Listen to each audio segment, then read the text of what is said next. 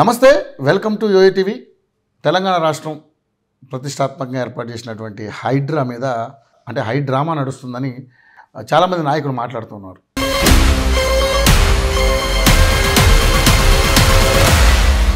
నిజంగానే హైడ్రా విషయంలో మరి ఈ ప్రభుత్వం పారదర్శకంగా ముందుకెళ్తుందా లేకపోతే కక్షపూరిత రాజకీయాలకి తెరలేపిందా అనేది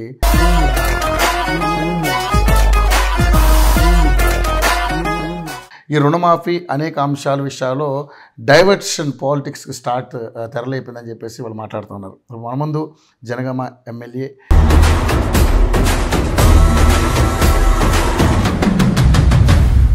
పల్లా రాజేశ్వర రెడ్డి గారు మనతో పాటు ఉన్నారు. ఆయన మీద కూడా అనేక రకాల ఎలిగేషన్స్ వచ్చినాయి.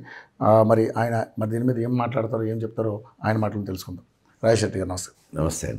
కల్లం ప్రభాకర్ రెడ్డి అనే మాజీ సర్పంచ్, అతని భూమిని గత 4 సంవత్సరాలుగా మీరు ఆక్రమించుకుని ఆయన్ని వేధిస్తున్నారని మీడియా ముందు మాట్లాడితే మీకు సంబంధించినటువంటి కొంతమంది రౌడీ ముఖం తీసుకెళ్ళి వాళ్ళని ఇబ్బంది పెట్టారని చెప్పేసి ఆయన కూడా ఎలిగేషన్ చేశాడు. ప్రభాకర్ రెడ్డి అనేవాడు ఒక రౌడీ షీటర్. అసలు ఈ నాదం చెరువు అనేది చెరువు కాదు. నాదం చెరువు అనేది ఒక మాటు. కానీ నాదం చెరువు అనేది చెరువు, ఆ చెరువును ఆక్రమించే కట్టారు అని చెప్పేసి ఇరిగేషన్ డిపార్ట్మెంట్ కూడా ఎంక్వైరీ చేసి చెప్పి మరి కూడా అక్రమ నిర్మాణాలని చెప్తుంది. మరి ఇరిగేషన్ డిపార్ట్మెంట్ నాకు కానీ సార్ ఇక్కడ అప్పుడు జరిగినటువంటి పరిణామాలని వాళ్ళ దృష్టిలో పెట్టుకుని ఆ పర్మిషన్లకి ఇప్పుడు విలువ లేదు అంటున్నారు. సో ఎలా బయటపడతారు మరి దీంట్లోంచి మీరు? అది ప్రభుత్వ భూమా, బఫర్ భూమా, ఎఫ్టీఎల్లా తేల్చండి. అనుమతులు ఉన్నా కూడా దుందుడుకుగా మేము ఏదో ఒకటి హైప్ క్రియేట్ చేసి డైవర్షన్ పాలిటిక్స్ చేస్తామంటే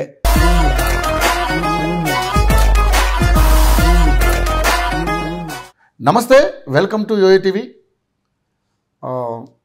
తెలంగాణ రాష్ట్రం ప్రతిష్టాత్మకంగా ఏర్పాటు చేసినటువంటి హైడ్రా మీద పెద్ద హైడ్రామా నడుస్తుందని బీఆర్ఎస్ కానీ అదేవిధంగా అనేక రకాలుగా చాలామంది నాయకులు మాట్లాడుతున్నారు. నిజంగానే హైడ్రా విషయంలో మరి ఈ ప్రభుత్వం పారదర్శకంగా ముందుకెళ్తుందా లేకపోతే కక్షపూరిత రాజకీయాలకి తెరలేపిందా అనేది అర్థం కానిటువంటి పరిస్థితి. కానీ బీఆర్ఎస్ మాత్రం విమర్శిస్తుంది, కక్షపూరిత రాజకీయాలకి తెరలేపింది. ఈ రుణమాఫీ అనేక అంశాల విషయాల్లో డైవర్షన్ పాలిటిక్స్కి తెరలేపిందని చెప్పేసి వాళ్ళు మాట్లాడుతున్నారు. మన ముందు Jangaon MLA, BRS MLA Palla Rajeshwara Reddy గారు మనతో పాటు ఉన్నారు. ఆయన మీద కూడా అనేక రకాల ఎలిగేషన్స్ వచ్చినాయి. మరి దీని మీద ఏం మాట్లాడతారో ఏం చెప్తారో ఆయన మాటలు తెలుసుకుందాం. రాజేశ్వర రెడ్డి గారు నమస్తే. నమస్తే సార్, ముఖ్యంగా చూసుకుంటే ఈ రాష్ట్ర ప్రభుత్వం గత 10 రోజుల నుంచి హైడ్రా అనేది తెరలేపి ఎక్కడెక్కడైతే ఆక్రమించబడ్డ చెరువులకు సంబంధించి కావచ్చు, నాళాలకు సంబంధించి కావచ్చు, అక్రమ కట్టడాలన్నీ కూల్చివేస్తూ ఉంది. సో నిన్న చాలామంది నాయకుల దగ్గరికి వెళ్ళింది. మనం చూసాం, కన్వెన్షన్ కూల్చివేశారు. సో ఇప్పుడు అటు తిరిగి మీ దగ్గరికి వచ్చింది. సో ఏంటి సార్, నిజంగానే మీ మీద వస్తున్నటువంటి ఆరోపణలు నిజముందని మీరు అనుకుంటున్నారు లేకపోతే మీ వాళ్ళు కూడా చాలామంది ఒకటే అంటున్నారు, పారదర్శకంగా నిజాయితీగా చేసుకుంటూ వెళ్తే మా కూడా కొట్టేయండి, మేము అలాంటి అక్రమాలు కట్టడాలు కానీ మేము కట్టి ఉంటే కొట్టేయండి, తప్పేం లేదని చెప్పి అంటున్నారు. సో ఏంటి సార్, మీరు ఏం సమాధానం చెప్పాలి? మీరు అడిగిన దాంట్లో 3 విషయాలు. ఒకటి, హైడ్రా ఏర్పాటు ఈ రాష్ట్రంలో కానీ పర్టికులర్లీ హైదరాబాద్ పరిధిలో ఉండే చెరువుల ఆక్రమణను తొలగించడానికి కానీ లేక ప్రభుత్వ భూముల్లో ఎవరన్నా కబ్జా ఉన్నట్లయితే తీసుకోవడానికి కానీ చేస్తున్న చర్యలు మొత్తాన్ని కూడా మేము స్వాగతిస్తున్నాం, ఆహ్వానిస్తున్నాం, ఖచ్చితంగా చేయాల్సిందని కూడా చెప్తున్నాం. ఇప్పటి వరకు జరిగిన వాటన్నిటిలో కూడా ఎక్కడైతే ప్రభుత్వము వివిధ విభాగాల వాళ్ళ అనుమతులు ఇచ్చిన తర్వాత వాళ్ళందరి దగ్గరికి మీరు వెళ్ళేటప్పుడు నోటీసులు ఇచ్చి నిజంగానే వాళ్ళకి అనుమతులు లేకపోయినట్లయితే మీ ఏ కార్యక్రమాన్ని చేయొచ్చు. అనుమతులు ఉన్నా కూడా దుందుడుకుగా మేము ఏదో ఒకటి హైప్ క్రియేట్ చేసి డైవర్షన్ పాలిటిక్స్ చేస్తామంటే ఇవాళ కొన్ని రోజుల వరకు బాగానే ఉండొచ్చు, రేపు చట్టం ఒప్పుకోదు, న్యాయబద్ధం కూడా కాదు. కాబట్టి ఎవరెవరికి ఎందుకు ఎవరు పర్మిషన్లు ఇచ్చినది ముందు తేల్చాలి కదా. అది ప్రభుత్వ భూమా, బఫర్ భూమా, ఎఫ్టీఎల్లా తేల్చండి. తేల్చిన తర్వాత నోటీస్ ఇవ్వండి, ఆ తర్వాత మీరు కొట్టేసుకోవచ్చు. తొందరగా ఏం లేదు కదా, కోర్టులు కూడా అంత ఏం వినాయి కదా. ఏమీ డాక్యుమెంట్స్ లేకుండా ఇది లేకుండా రాత్రి 3 గంటలకు 4 గంటలకు పోయి కొట్టాల్సిన అవసరమే ఉన్నది.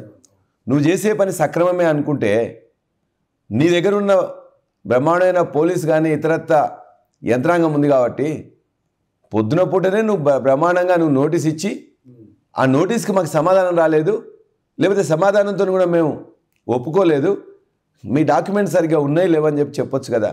ఎందుకు అర్ధరాత్రి కూడా కొట్టాల్సిన అవసరం ఉన్నది? 3 గంటలకో 4 గంటలకో. ఒకవేళ వాళ్ళు కొట్టేటప్పుడు ఆ పర్టికులర్ బిల్డింగ్లో కానీ ఇంకో దగ్గర ఉన్న విలువైన వస్తువులు ఉంటే వాళ్ళు మేము తీసేసుకుంటాం అంటున్నాం. అది తీసేసుకుంటానికి కూడా సమయం కొట్టాల్సిన అవసరం లేదు కదా. అంటే ఒక హైప్ క్రియేట్ చేయడం అనేది తప్ప మరొకటి కాదు. ఎవరో కట్టినరు, పర్మిషన్ వచ్చింది, కట్టినరు, అందులో ఏదో ఉన్నాయి, సామాన్ ఉంటుంది. నువ్వు తీసుకునే 1 అవర్ హాఫ్ అన్ అవర్ కూడా నువ్వు టైం ఇవ్వకుండా అర్ధరాత్రి 4 గంటలకు నోటీసు ఇచ్చినవని పాత డేట్తో నోటీస్ ఇచ్చి ఆడున్న వాచ్మెన్ లేకపోతే ఎవరు లేకపోయినట్లయితే ఆ వాచ్మెన్లను కొట్టి వాళ్ళతో సంతకం పెట్టించుకోవాల్సిన అవసరం ఏమున్నది? నువ్వు చేసే ఇల్లీగల్గా ఎవరైనా కట్టినట్లయితే లీగల్గా మీరు కూలగొడుతున్నారు. లీగల్గా చేసేదాన్ని లీగల్గా డే పూటనే చేయొచ్చు కదా. ఎవరు వద్దన్నారు? ఎవరు అడ్డుకుంటారు? పోలీసు మొత్తం బందోబస్తు మీతోనే పోతున్నారు. అయినప్పుడు ఎవరైతే ఓనర్ ఉంటే రానిస్తే చూపిస్తే అయిపోయా. రానియకుండా ఆ యొక్క వాళ్ళని కొట్టి, ఎవరిని వాచ్మెన్లను ఇంకెవరన్నా ఎంప్లాయీస్ ఉంటే వాళ్ళని కొట్టి నోటీసు పాతంగా ఎప్పుడో ఇచ్చినట్టు సంతకం తీసుకొని అర్ధరాత్రి పూట కొట్టడం అనేది మేము వ్యతిరేకం. ఓకే. ఎక్కడ ఇల్లీగల్గా ఉన్నా, ఆక్రమణలకు గురైనా, చెరువులో ఎఫ్టీఎల్లో ఉన్నా మీరు తీసేసుకోండి, వద్దంట్లేం. కాబట్టి 2 విషయాలు. ఒకటి, దాన్ని ఆహ్వానిస్తున్నాం, అది దాన్ని చేసే కార్యక్రమాలు చట్టబద్ధంగా ఉండాలని కోరుకుంటున్నాం. ఎవరైతే అందులో ఆక్రమించినరో బాధితులో లేకపోతే ఎవరో వాళ్ళకి తెలియకుండానే కొనుక్కున్నారో రకరకాలుగా ఉంటే వాళ్ళకు సమాచారం ఇవ్వాలి, వాళ్ళ దగ్గర నుంచి ఆన్సర్ తీసుకోవాలి, దెన్ డిస్మాంటిల్ చేయాలి, డిమాలిషన్ చేయాలి. ఇది మా యొక్క విన్నపం, లేకపోతే ఖచ్చితంగా డిమాండ్. ఓకే. 3వ విషయం, నా విషయంలో కూడా మీరు అడిగారు. చెరువులో నే కట్టాడు పల్లరాజేశ్వర రెడ్డి అనురాగ్ యూనివర్సిటీ అని, లేకపోతే దాని యొక్క బఫర్లో ఉంది అని చెప్పేసి ఒకరు, ఎఫ్టీఎల్లో ఉందని ఒకరు, లేకపోతే భూమి ఇతరులది ఏదో కబ్జా చేసిండు, లేకపోతే గవర్నమెంట్ భూమి కబ్జా చేసిండు, లేకపోయినట్లయితే చెరువు భూమి కబ్జా చేసిండు అనేది ఒక్కొక్కరు ఒక్కో విధంగా ఇష్టం వచ్చినట్టు మాట్లాడుతూ ఉన్నారు. నేను మాట్లాడే వాళ్ళందరూ కూడా ఒకటే మాట చెప్తున్నా, మీరు రండి, మా యూనివర్సిటీలో అన్ని డాక్యుమెంట్స్ ఉంటాయి. డాక్యుమెంట్స్ చూడండి, ఫీల్డ్లో చూడండి. ఒకటి, ప్రభుత్వ భూమిలో నేనేమని ఉన్నానా? ప్రభుత్వ భూమిలో నేను 2 సార్లు కొనుక్కున్నా. ఒకటి, జీవో నెంబర్ 59 ద్వారా 3.5 కోట్ల డబ్బులు పెట్టేసి నేను కొనుక్కున్నాను, ఆ ల్యాండ్ ఉంటుంది. రెండోది, హెచ్ఎండిఏ ఆక్షన్ చేస్తే అందరిలానే ఓపెన్ ఆక్షన్లో పార్టిసిపేట్ చేసి కొనుక్కున్నది. ఈ 2 ప్రభుత్వ భూమికి సంబంధించి నేను కొనుక్కున్నాయి. దానికి సంబంధించిన ఆధారాలు మీ దగ్గర ఉన్నాయి? ఆధారాలు కాదు, వాళ్ళే చేశారు. ఓకే.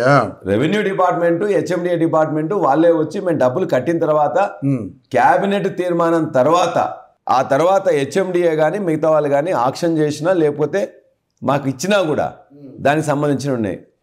మొదటిది ప్రభుత్వ భూమి. రెండోది, అనుమతుల విషయంలో మేము దరిదాపుగా 25 సంవత్సరాల నుంచి కాలేజీ కడుతున్నాం. అవును. ఆనాడు గ్రామ పంచాయతీ ఉంటే గ్రామ పంచాయతీ తర్వాత హెచ్ఎండిఏకి వచ్చి హెచ్ఎండిఏ తర్వాత రెగ్యులరైజ్ చేసుకోవాలంటే హెచ్ఎండిఏ లేనప్పుడు గ్రామ పంచాయతీ ఉంది. గ్రామ పంచాయతీ నుంచి హెచ్ఎండిఏకి మారిన తర్వాత మరలా ఇప్పుడు మున్సిపాలిటీ కూడా ఇవాళ నిన్న లాస్ట్ 1 వీక్, ఒక 1 మంత్ బ్యాక్ మున్సిపాలిటీకి అయిపోయింది మాకున్న ప్రాంతం. గ్రామ పంచాయతీ ఉండే, హెచ్ఎండిఏ పరిధిలో ఫస్ట్ లేకుండే, హెచ్ఎండిఏ పరిధిలోకి వచ్చింది. ఇవాళ హెచ్ఎండిఏ పరిధిలోకి వచ్చినా అది మళ్ళీ మున్సిపాలిటీకి వచ్చింది. కాబట్టి ఎప్పుడు ఏ అధికార సంస్థ ఉంటే ఆ అధికార సంస్థతో పర్మిషన్ తీసుకున్నాం. అనురాగ్ యూనివర్సిటీ అంటే ఒకటే బిల్డింగ్ కాదు. కానీ ఇక్కడ అధికారులు కూడా కొంత అంటే లాలూచీపడి వాళ్ళు కొంత కమిషన్లకు కకృతిపడి విచ్చలవిడిగా పర్మిషన్లు ఇచ్చారని చెప్పేసి ఒక ఎలిగేషన్ వస్తుంది సార్. ఇప్పుడు అలాంటి ఏమన్నా మీరు ఏమైనా ఇబ్బంది పడ్డారా అలాంటి సందర్భాల్లో? నేను 25 ఏళ్ల కింద చంద్రబాబు నాయుడు గారు ప్రభుత్వం ఉన్నప్పుడు సంస్థలు స్థాపించిన. నేను ఆనాడు లెఫ్ట్ విద్యార్థి సంఘంలో ఉన్నా. నాకు ఎప్పుడు కూడా ఎవరు కూడా నాకు తోడు కానీ, లేకపోతే నా ప్రభుత్వాలు కాడ ఈ ప్రభుత్వం కాంగ్రెస్ కానీ, ఆనాడున్న తెలుగుదేశం కానీ ఎవరు కూడా నేను అప్రోచ్ అయిన కాదు. ఓకే. మామూలుగా అప్లై చేసుకొని నాకు పర్మిషన్లు వచ్చినాయి. రైట్. రెండోది, ఆ తర్వాత కాంగ్రెస్ వచ్చింది 10 ఏళ్ళు. ఆ 10 ఏళ్ళలో కూడా నా కాంగ్రెస్తో నాకేం సంబంధాలు లేవు. అదే టైంలో నేను అరెస్ట్ కాబడ్డా కూడా తెలంగాణ ఉద్యమంలో.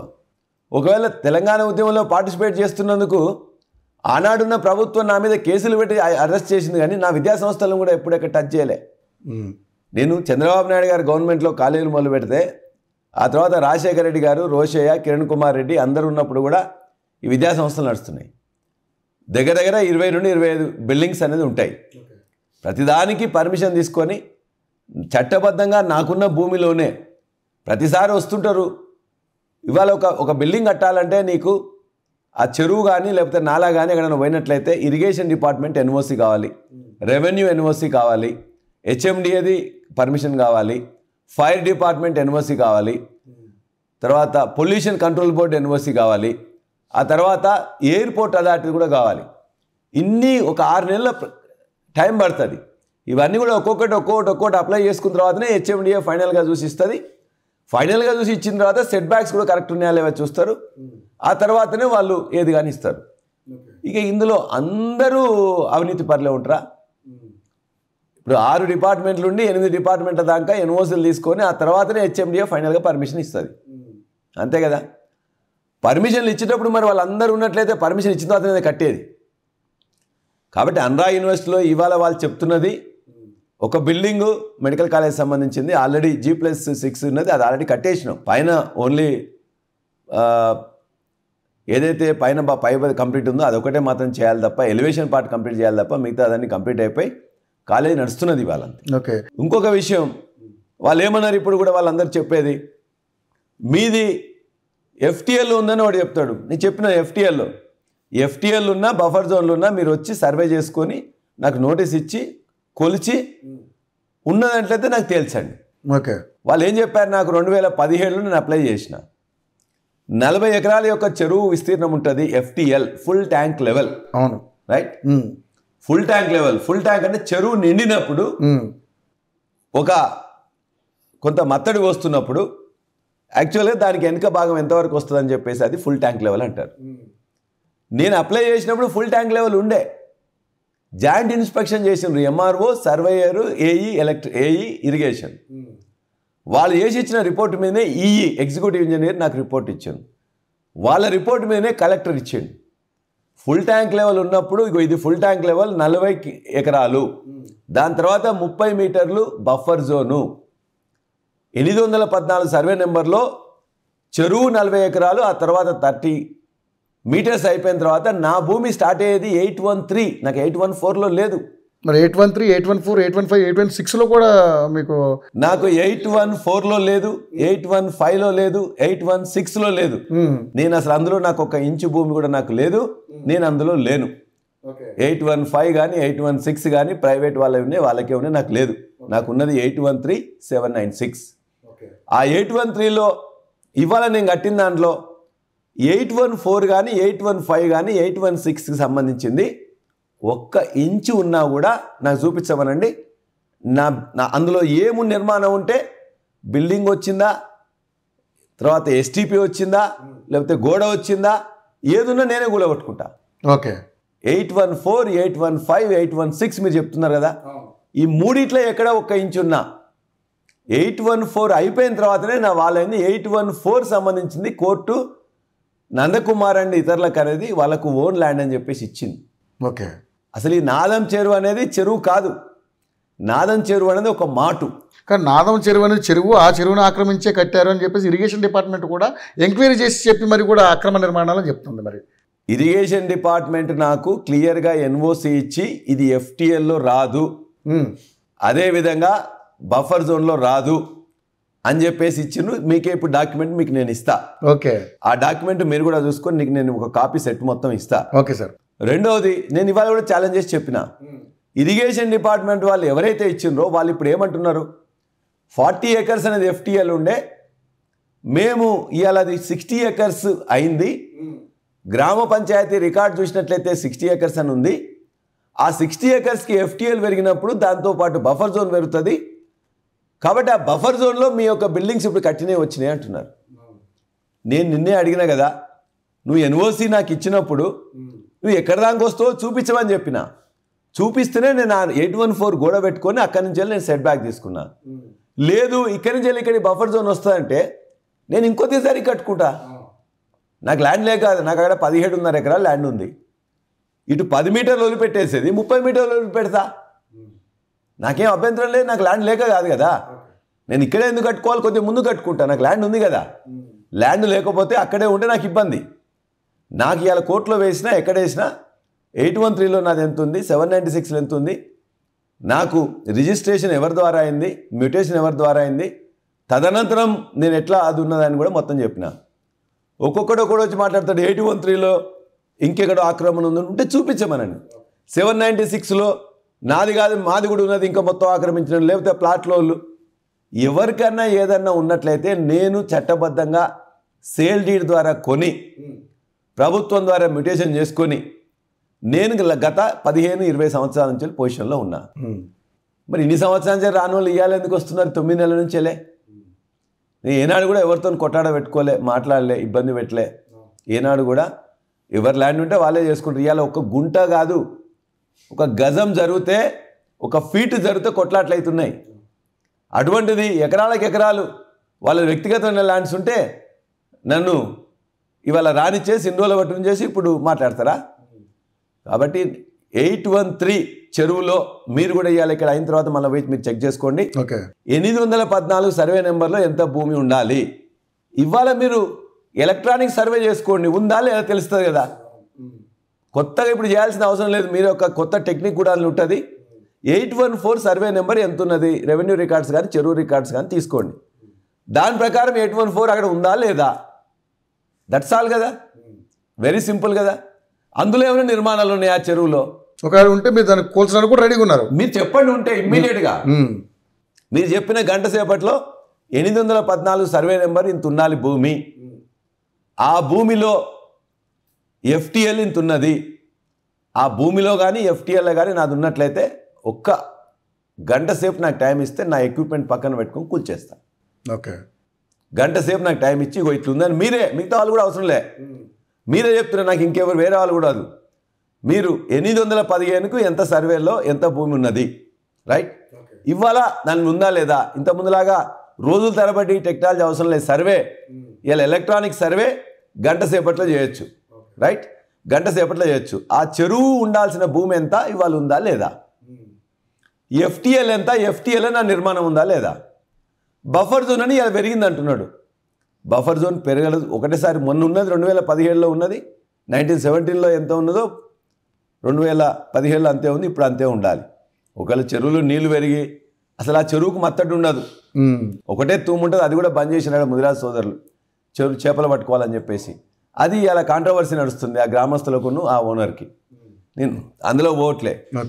కాబట్టి ఇలా బఫర్ జోన్ అని చెప్పబడే దాంట్లో ఈ రాష్ట్రంలో విద్యా సంస్థలు కానీ అవి కానీ వేలున్నాయి, నాది లేదు.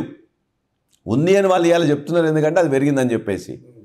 హైకోర్టు మూసీ యొక్క బఫర్ జోన్లో ఉంటుంది, రైట్? సాలార్జంగ్ మ్యూజియం బఫర్ జోన్లో ఉంటుంది. Plus Osmania hospital buffer zone of the Musi river యొక్క బఫర్ జోన్లోనే ఉంటుంది. ఆనాడు కట్టిండ్రు వాళ్ళందరూ కూడా, కానీ నాకు పర్మిషన్ ఇస్తే కట్టిన నేను. ఆనాడు వాళ్ళు ఎట్లా కట్టిండ్రు ప్రభుత్వ సంస్థలు కాబట్టి.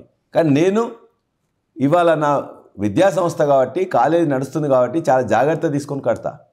కానీ సార్ ఇక్కడ అప్పుడు జరిగినటువంటి పరిణామాలని వాళ్ళ దృష్టిలో పెట్టుకుని ఆ పర్మిషన్లకి ఇప్పుడు విలువ లేదు అంటున్నారు. సో ఎలా బయటపడతారు మరి దీంట్లో మీరు? ఎందుకు విలువ ఉండదు? నువ్వే ఇచ్చిన పర్మిషన్ ఇస్తే కట్టిన. ఇవాళ పెరిగింది అనుకోండి, ఓన్ కేస్ 40 ఎకరాలు ఇంతకుముందు విస్తీర్ణం ఉంది అన్నావు, ఇవాళ ఎఫ్టీఏలు 60 ఎకరాలు పెరిగింది అన్నావు. పెరిగిందని నోటిఫై చేసి చూపి నాకు. ఓకే, మీరు నోటిఫై చేసి చూపించండి.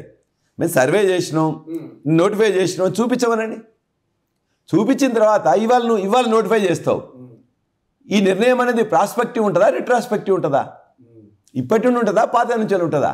ఇవాళ నువ్వు చెరువు విస్తీర్ణం నాకు పర్మిషన్ ఇచ్చినప్పుడు 40 ఎకరాలు ఉందని నీ యొక్క ఏఈ సర్వే చేస్తాడు, ఈ లెటర్ ఇస్తాడు, రైట్? అదే ఈ కలెక్టర్ రాస్తాడు, కలెక్టర్ హెచ్ఎండిగా రాస్తాడు, గవర్నమెంట్ జీవో ఇస్తుంది.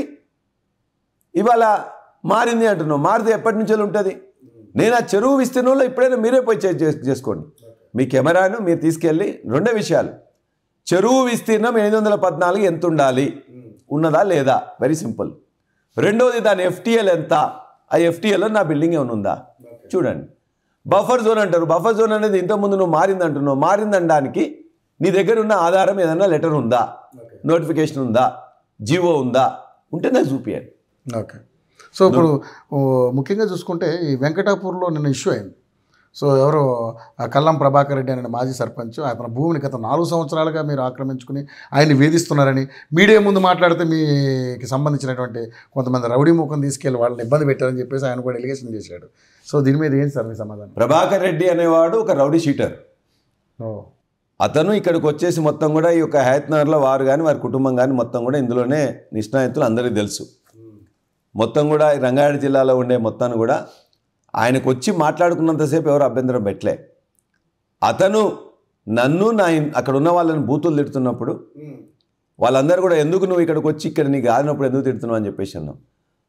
ఆయన దగ్గర కూడా మేము కొన్నాం, రైట్. అది 2 సార్లు కొన్నాం. ఆ యొక్క సర్వే నెంబర్లో 796 డాక్యుమెంట్ వచ్చిన తర్వాత 38E కింద కొంతమందికి వచ్చినప్పుడు ఫస్ట్ ఒక రిజిస్ట్రేషను, రెండోసారి రెక్టిఫికేషను, మూడోసారి అందులో ఉన్న ప్లాట్ ఓనర్ల దగ్గర కూడా కొనాల్సి వచ్చింది. ప్లాట్ ఓనర్లు ఇప్పటికీ కొంతమంది ఉన్నారు, జెన్యూన్గా వాళ్ళు కొనుక్కున్నారు. అందుకే నేను పూర్తిగా ఇంకా ఎక్కడా లేను. 7.5 ఎకరాలు నేను 796లో కొనుక్కున్నా. నా 7.5 ఎకరాలు నాకు తీసిన తర్వాత నువ్వు తీసుకో, ఎవరికి ఎక్కడుందో. 7.5 ఎకరాలు అమ్మిదాన్లలో వాడు కూడా ఉన్నాడు, రైట్. ఉన్న దాంట్లో అది మొత్తం కూడా మ్యూటేషన్ అయిపోయి నేను పొజిషన్లో ఉన్న 15 సంవత్సరాల నుంచి. ఈ 15 సంవత్సరాల నుంచి ఎందుకు రాలే?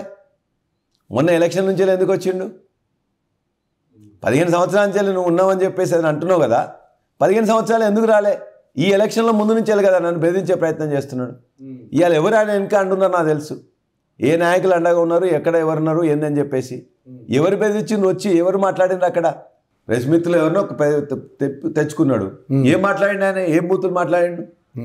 మాట్లాడిన కూడా ఊరుకోవడానికి ఏమన్నా చిమ్మునెత్తు చచ్చిన వాళ్ళం కాదు కదా. ఆ విషయం పక్కన పెట్టి ఈ విషయాన్ని హైలైట్ చేస్తున్నారు. ఏ విషయం? అదే మిమ్మల్ని తిట్టిన విషయాలు ఎవరు చెప్పట్లేదు ఇక్కడ. అక్కడే ఉంది కదా, ఎదురుగానే తిడుతున్నాడు కదా. నువ్వు తిట్టడానికి ఎవరు? జనగాం నుంచి వచ్చినావా, ఇంకెక్కడి నుంచి వచ్చినావా, ఇక్కడేంది? నువ్వు రంగారెడ్డి జిల్లానా జనగాం జిల్లానా ఇవన్నీ కాదు కదా. నీకు ఒకవేళ భూమి ఉన్నట్లయితే నా భూమి నేను 7.5 ఎకరాలు ఉందని అంటున్నా, రైట్. నువ్వు కూడా అందులో అమ్మినావు. నువ్వు అమ్మిన దాంట్లో నాకు రిజిస్ట్రేషన్ సేల్ డీడ్ ఉందా లేదా, మ్యూటేషన్ ఉందా లేదా, అందులో నేను పర్మిషన్ తీసుకొని కట్టినా లేదా నువ్వు చూడు. నా 7.5 ఎకరాల సర్వే నెంబర్ నేను ఉంటాను, మిగతాది ఏమైనా ఉంటే తీసుకో, ఎవడొద్దన్నాడు. నా 7.5 ఎకరాలు అది 9 ఎకరాలు 813 సర్వే నెంబర్ ఉంది. నా ల్యాండ్లో నేను పొజిషన్లో ఉన్నా, 20 ఏళ్ళ నుంచి ఉన్నా. ఇవాళ 9 నెలల నుంచి ఎందుకు గుర్తొస్తుంది ప్రభుత్వం మారిన తర్వాత? ఇంతకుముందు ఎందుకు గుర్తురాలే? కాబట్టి ఈ విధంగా అనేక మంది రౌడీలు, గుండాలు, బ్లాక్మెయిలర్స్, చీటర్స్ 9 నెలల్లో చెలరైపోతున్నారు. ప్రతి వాడు వచ్చి రోజు 1,00,000 ఇస్తావా, 1 కోటి ఇస్తావా మిమ్మల్ని డిమాండ్ చేశారు. రోజు ఎవ్రీడే ఒకరు వస్తారు. ఒకడు వ్యక్తి పేరు మీద, ఒకటి సంఘం పేరు మీద, ఒకటి రకరకాలుగా వచ్చేసి నేను ఇదంతా షూట్ చేస్తున్నా లేకపోతే నేను చేసుకుంటున్నా. ఒకడు కోర్టుకు పోతాడు, ఒకడు ఇంకోటికి పోతాడు, ఒకడు అప్లికేషన్ ఇస్తాడు, ఒకడు ఎంఆర్ఓ ఆఫీస్లో, ఒకడు కలెక్టర్ ఆఫీస్లో, ఒకడు ఎడ్యుకేషన్ డిపార్ట్మెంట్లో, ఒకడు ఏఐసిటీలో, ఒకడు యూనివర్సిటీలో, రకరకాలుగా 9 నెలల నుంచి వెళ్ళి వందలాది మంది రోజు వచ్చి బ్లాక్మెయిల్ చేయడమే.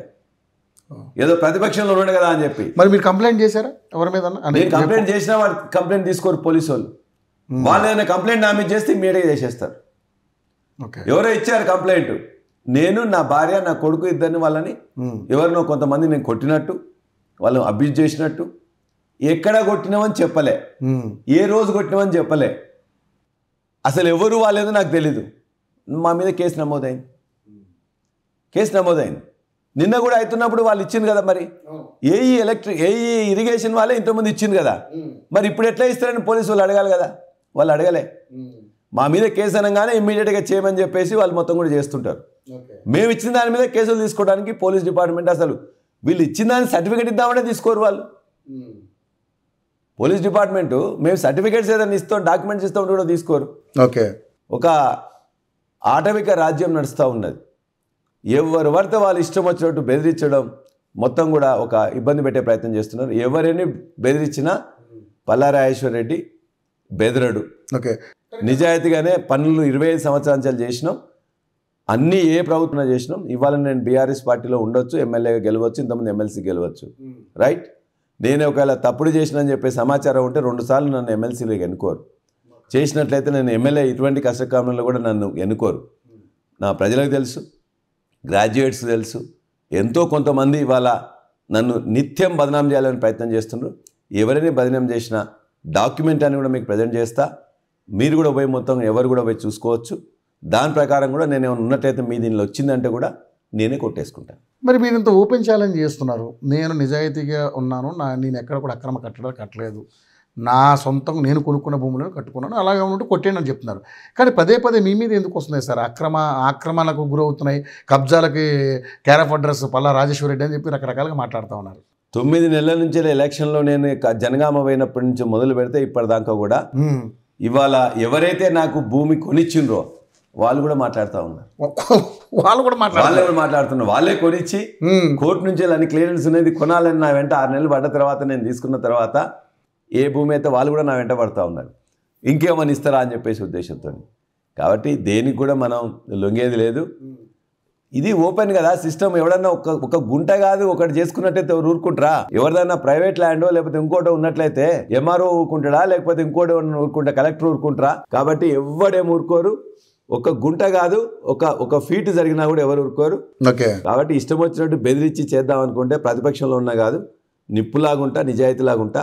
ఖచ్చితంగా ఏదైనా ఉన్నట్లయితే నేను ఎదుర్కొంటా.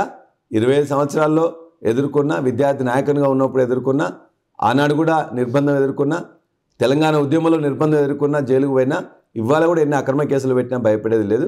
నిక్కచ్చిగా నేను ఏదైతే నమ్మిన సిద్ధాంతం కోసం పనిచేస్తా.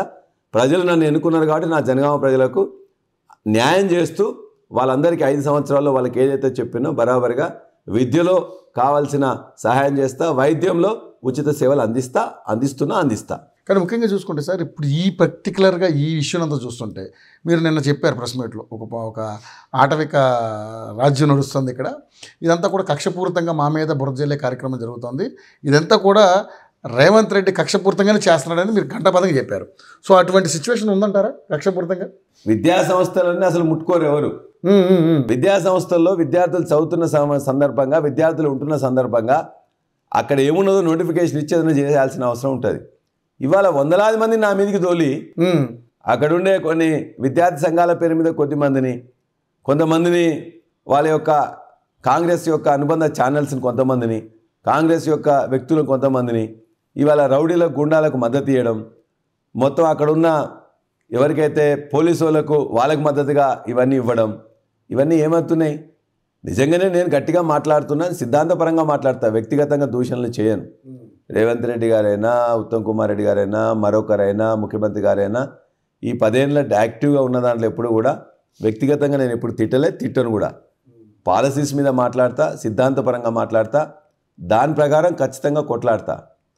కాలేజీ బిల్డింగ్ల మీద ఇబ్బంది పెడుతున్నానో, వ్యక్తిగతంగా నన్ను కేసులు పెడుతున్నానో, కుటుంబాన్ని ఇబ్బంది పెడుతున్నానో, అక్రమ కేసులు పెట్టి జైలు వేస్తున్నానో భయపడేవని కాదు. ఖచ్చితంగా అన్నిటినీ ఎదుర్కొంటా, నిలబడతా, నిక్కచ్చిగా ఉంటా, నిప్పులాగుంటా, నిజాయితీలాగుంటా. కానీ మేము మీలాంటి నాయకులందరినీ బెదిరించి తన పార్టీ వైపు తిప్పుకుంటున్నాడు రేవంత్ రెడ్డి అని ఎలిగేషన్ చేస్తున్నారు. నిజంగా అటువంటి పరిస్థితి ఉందా? నిన్ననే మా హరీష్ రావు గారు చెప్పింది కదా, ఎక్కడెక్కడ ఎవరెవరు ఏం చేస్తున్నారు ఏంటనే విషయాలు చెప్పింది కదా, అది సాక్ష్యం. అనేక మంది ఏ విధంగా పోతున్నారని చెప్పేసి నేను మళ్ళీ దాన్ని చెప్పాల్సిన అవసరం లేదు. ఒకసారి 2 సార్లు ఇంతకుముందే చెప్పింది కాబట్టి పదే దాన్ని ఏదో చెప్పి అవసరం లేదు. ఏ విధంగా ఉన్నా నేను ఏ పార్టీలో ఎన్నుకోబడ్డానో ఆ పార్టీలోనే ఉంటా. ఆ పార్టీ సిద్ధాంతాలతోనే నేను ఎన్నుకోబడ్డా. ఎందుకంటే గూడెం మైపాల్ రెడ్డి గారు ఆల్రెడీ పార్టీ మారారు. ఆయన మీద ఇలాంటి ఎలిగేషన్స్ వచ్చిన తర్వాత, ఆయన ఇబ్బంది పెట్టింది, సిబిసిఐడి ఇబ్బంది పెట్టిన తర్వాత ఆయన పార్టీలోకి వెళ్ళిపోయారు. ఇప్పుడు సైలెంట్ అయిపోయింది అంతా. సో రేపు పల్లా రాజేశ్వర రెడ్డి గారు కూడా ఆ రూట్లో ఉన్నారా అనేది ఎలిగేషన్. నేను మీకు గ్యారంటీగా ఇవాళ చెప్తున్నాను, నన్ను ఎన్నుకున్న ప్రజలు నన్ను బీఆర్ఎస్ పార్టీ అభ్యర్థిగా ఎన్నుకున్నారు. ఈ 5 సంవత్సరాలు 4 సంవత్సరం కావచ్చింది, ఇంకా 4 సంవత్సరాలు ఉన్నాయి.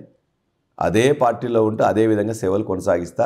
ఎన్ని నిర్బంధాలైనా, ఎన్ని ఇబ్బందులైనా అన్నిటిని కూడా ఎదుర్కొంటా, అందులోనే ఉంటా. ఓకే, ఇప్పుడు జరుగుతున్న అంతా కూడా డైవర్షన్ పాలిటిక్స్ ఏనంటారా? ఎందుకంటే రుణమాఫీ కాలేదనేది అందరికీ సత్యం, ఉద్యోగాలు ఇవ్వబడలేదనేది సత్యం. ఇవన్నీ నేను అసెంబ్లీ సాక్షిగానే చెప్పారు. అసెంబ్లీ సాక్షిగానే నేను కూడా గట్టిగా మాట్లాడినా, అన్ని విషయాలు కూడా చెప్పినాం. కాబట్టి ఎక్కడగాడ ఉన్న విషయాలను, ఫ్యాక్ట్స్ని ప్రజెంట్ చేయడంలో వెనుకబడేది లేదు. ప్రజల సమస్యలను ముందు తీసుకోవడంలో వెనుకబడలేదు. నన్ను ప్రతిపక్షంలో ఎన్నుకున్నారు, ప్రతిపక్షంలో ఉండమని చెప్పిండ్రు. ప్రతిపక్ష బాధ్యతను నిర్వర్తించకపోతే నేను లాలూచిపడ్డట్టు. కాబట్టి నా ప్రతిపక్ష బాధ్యత బరాబరిగా నేను చేస్తాను. ఓకే. సో మరి నిజంగానే ఇప్పుడున్నటువంటి ప్రభుత్వ పనితీరు, ఎందుకంటే 100 రోజుల్లో వాళ్ళ 6 గ్యారెంటీలు కంప్లీట్ చేస్తా అన్నారు. సో దాదాపు 9 నెలలు అవుతుంది. రుణమాఫీ విషయంలో కూడా వాళ్ళు ఫస్ట్ 49,00,000 కోట్లు అన్నారు, తర్వాత 31,000 కోట్లకు వచ్చింది, తర్వాత 29,000 కోట్లకు వచ్చింది, మొన్న 18,000 కోట్లు అన్నారు, ఇప్పుడు కట్ చేస్తే 7,500 కోట్లకు వచ్చింది. రుణమాఫీ మీద మీరే చెప్తున్నారు 40,000 కోట్ల ఆయన మీరు చెప్పిన 7,000 కోట్ల వరకు ఎట్లా వచ్చిందని చెప్పేసి కూడా రకరకాల మంత్రులు మాట్లాడిందని చెప్తున్నారు. కాబట్టి అది నేను చర్విత చరణం అవుతుంది, రైతుల అనుభవంలో ఉన్నది. మీరు మాట్లాడితే రైతులకు వచ్చిందో రాలేదో చెప్తారు. కాబట్టి మేము చెప్తే ఏదో రాజకీయ కోణం ఉంటుంది. మీరు చెప్పినట్లయితే అక్కడ ఏం చెప్తున్నారు, మీరు కూడా ఇప్పుడు రైతుల పట్ల పోరాటం చేస్తున్నారు కదా. బరాబరిగా నేనే రుణమాఫీ మీద ధర్నా చేసినాం, ఉన్న విషయాలు చెప్పినాం, అసెంబ్లీలో కూడా చెప్పినాం ఎంత ఉంటుందని. రుణమాఫీలో కానీ, ఉద్యోగాల విషయంలో కానీ, మరే అంశంలో కానీ ప్రభుత్వం చెప్తున్నది ఏంటి, చేస్తున్నది ఏంటి అని చెప్పేసి నిక్కచ్చిగా రుణమాఫీ కాలేదు, ఉద్యోగాలు ఇవ్వబడలేదని చెప్పినాం. దానికే కట్టుబడి ఉన్నాం. అది ఇవ్వాలని చెప్పేసి మేము కోరుతున్నాం. ఓకే సార్, ఫైనల్గా మరేంటి మీ ప్రభుత్వానికి ఈ ప్రభుత్వానికి మీరు ఏం గమనించారు? ఎందుకంటే మీరు కూడా 10 ఏళ్ళు అందులో ఉన్నారు. సో ఈ ప్రభుత్వం వచ్చింది, ఇప్పుడు పరిపాలన విధంగా చూస్తే ఏ విధంగా అనిపిస్తుంది మీకు? ఈ ప్రభుత్వం బెదిరించి, అబద్ధాలు చెప్పి, అసత్యాలు చెప్పి, మొత్తం తిమ్మిని బమ్మి చేసి, డైవర్షన్ పాలిటిక్స్ చేసేది కొద్దిగా, చెప్పేది చాలా ఎక్కువ. కాబట్టి చెప్పేది కొండంతా, చేసింది రవ్వంతా అని అందరూ చెప్తా ఉన్నారు. కాబట్టి ఉద్యోగాలు ఒకటి ఇవ్వబల్లే, ఆల్రెడీ 30,000 ఉద్యోగాలు ఇచ్చినామంటుండే, ఎవరిచ్చిన ఉద్యోగాలు అందరికీ తెలుసు. నోటిఫికేషన్ రుణమాఫీ పూర్తిగా కాబల్లే, పూర్తిగా అయిపోయిందని చెప్తున్నారు. కాబట్టి సన్న ఓట్లకు బోనస్ ఇస్తామన్నారు, మొత్తం ఓట్లకి ఇస్తామని చెప్పి అనేకం వాగ్దాన భంగాలు జరుగుతున్నాయి. కొద్ది సమయం అయింది కాబట్టి ఇంకా కొద్దిగా వేచి చూడాలి. ఖచ్చితంగా వాళ్ళు చెప్పినవన్నీ కూడా వాళ్ళు చేసేదాకా ఖచ్చితంగా ప్రతిపక్షంలో, ప్రజల పక్షంలో నిలబడి కొట్లాడతాం, పోరాడతాం, అవన్నీ సాధించేదాకా వారితో పాటు ఉంటాం. ఫైనల్ ఒకటి sir, last Janwada farm house విషయంలో పెద్ద రచ్చ నడుస్తుంది. సో ఏంటి సార్ మీరు దాని మీద మీకున్నటువంటి సమాచారం ఏంటి? ఎందుకంటే దొంగ ఎవరంటే ఆయన కేటీఆర్ గారు ముందే భుజాలు తడుకున్నట్టుగా నాకు సంబంధించింది కాదు, నా ఫ్రెండ్కి సంబంధించింది, అది నేను లీజ్ తీసుకున్నాను అని చెప్పి ముందుకు వచ్చారు. సో ఏంటి ఇలా ఏదేం జరుగుతుంది? కేటీఆర్ గారు ఏది చెప్పిందో అదే మాకు తెలుసు. నేను ఎప్పుడు జన్వాడకు పోయినోను కాదు, జన్వాడ రికార్డ్స్ నేను చూసినోను కాదు. ప్రదీప్ రెడ్డి అనే తన మిత్రుంది ఉన్నది, దాన్ని నేను లీజు తీసుకున్నాను అన్నాడు. తప్పేం లేదు అందులో. లీజు తీసుకున్నాడు, తనలో ఉన్నాడు. ఇప్పుడు ఉంటుండో లేదో కూడా నాకు ఐడియా లేదు. ఒకవేళ అది కూడా చట్ట వ్యతిరేకంగా, చట్టబద్ధంగా లేకపోయినట్లయితే చర్య తీసుకోండి, నాకు కూడా చెప్తే మా ఫ్రెండ్ది చెప్పేసి కూలగొట్టిస్తా అని చెప్పిండు. అందులో ఆయనదా ఇంకోదా ఉన్న డాక్యుమెంట్ ప్రదీప్ రెడ్డి అనే పేరు మీద ఉన్నది. నేను లీజు తీసుకున్నా అని చెప్పిండు. ఇవాళే కాదు, ఉన్నాం, లీజు తీసుకొని ఉండొచ్చు కదా. అనేక మంది ఫామ్ హౌస్లు వాళ్ళు తీసుకొస్తున్నారు, ఉంటున్నారు. అందులో తప్పే ఉన్నది. ఉన్నది ఉన్నట్టే చెప్తారు, ఉన్నది లేనట్టే, లేనిది కూడా మనదే అని చెప్పేసి ఎట్లా చెప్పుకుంటాం. కాబట్టి దాని విషయాలు నాకు పూర్తిగా వివరాలు తెలీదు. కేటీఆర్ గారు ఏం చెప్పిందో వారితో నేను ఏకీభవిస్తున్నాను. Okay right sir, thank you so much. ఎందుకంటే ఈ విషయం మీద మీ మీద రకరకాల ఎలిగేషన్స్ వస్తున్నాయి కాబట్టి క్లారిటీ కోసం మిమ్మల్ని ఈ విషయంలో నేను కొంచెం ఇంటర్వ్యూ చేయాల్సి వచ్చింది. Thank you sir, thank you so much.